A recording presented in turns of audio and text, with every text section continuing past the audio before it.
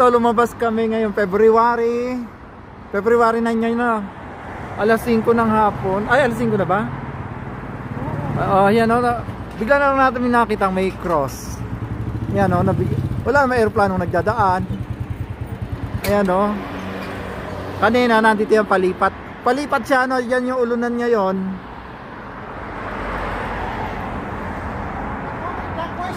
February 9, 2025. Ha? Oh, parang orasan na ano, umiikot. Ayan oh.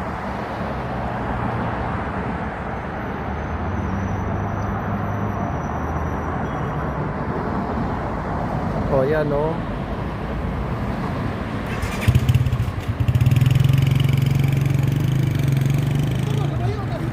Oh, palayo na siya.